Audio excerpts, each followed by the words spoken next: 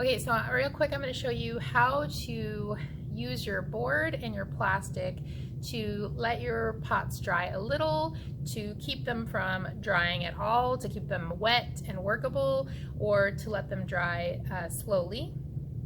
So when we dry, we basically never want to let things just dry. I've just pinched all these pinch pots. I'm gonna include some of my extras, like this one that I flattened out, because it became a kind of a dish. You can make pinch dishes, but we're just working on making kind of the traditional pinch pot, which is more this shape, or any shape is fine. So the first thing I'm gonna do is, when these are wet, they are harder to work with, especially if I want to add legs or combine them into making a rattle. So I want some of the moisture to come off of them.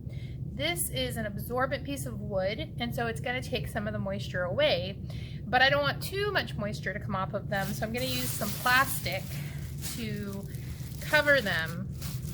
Now, I'm going to tuck my edges under. This is a kind of short piece of plastic, but I just want to make sure the edges can tuck under, because if I have air coming in here, this edge of the pots is going to get too dry. So I'm going to make sure I can tuck that under. Same on this side. So this is like one level of drying. So they're touching the wood, which is going to pull some of the moisture, but they're covered very tightly by plastic. If I am wanting them to get drier a bit faster, like say I'm just going to leave for half an hour, I could just do a very loose plastic. So just kind of like this. I might just put something down on the plastic to make sure that it doesn't blow away if there's a draft. But that's very loose, and I wouldn't want to leave it like this for very long. If I have made a connection, like let's say I put legs on all of these, so I've just scratched and scored, then I would want to do the very first example I showed you. So cover them, make sure everything is tucked, let that go overnight, and then I could start drying more aggressively if the pots are finished. Now, what if I haven't quite gotten there, but I'm really busy today, I don't have time to put my legs on, so I don't want these to get any drier. If that's the case, then I'm going to take them off the wood, because obviously, as I mentioned, the wood is going to pull moisture. So I'm going to take them all off. These are my two for my rattle. I'm going to put the plastic on the wood, so there's no longer moisture being pulled from down there. I'm going to put all my pots back. Let's see. These are my two for my rattle. I want to keep track of them. So they're all going to go back on. And then I'm going to do that tight wrap where I make sure all my edges are tucked.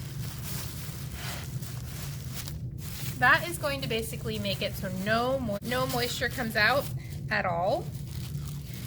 And if I'm waiting to get to the next stage, then I probably don't want to do this. But if things have gotten to the point where they are leather hard and I don't want them to get any drier, this is what you're going to want to do. You're going to want to make sure there's plastic underneath the clay, plastic over the clay, and all the edges are tucked.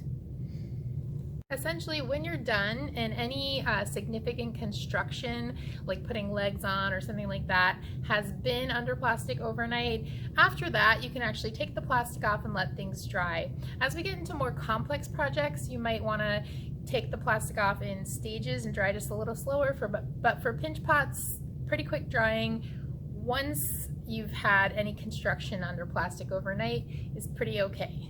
A couple of tips. If your clay is starting to get to that leather hard stage, sometimes we call that hard leather hard, and you don't want it to go any further, and in fact you'd like to pull it back a little, you can give your clay a spritz with a water bottle or a gentle wipe with a wet sponge, just to add a little bit more moisture in. You don't want to add a ton of water because that can get turn into a muddy mess, but a spritz, and then do the tight wrap with plastic on all sides of the clay.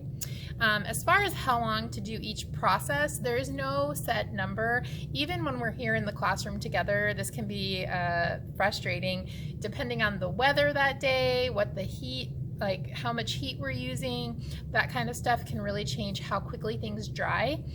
Sometimes clay will just come out of the bag with a little more or a little less water, and so you have to kind of get to know that yourself. So my suggestion is just to err on the side of keeping things a little wetter than you need them. A general rule of thumb is that once things are bone dry, they really can't come back. You can no longer work with them. They're no longer, you're no longer able to scratch and score and connect. So those things you can get rid of, and sometimes you do need to make them again. Sometimes we just have to make things again. We can usually avoid that, but it is a natural part of the process.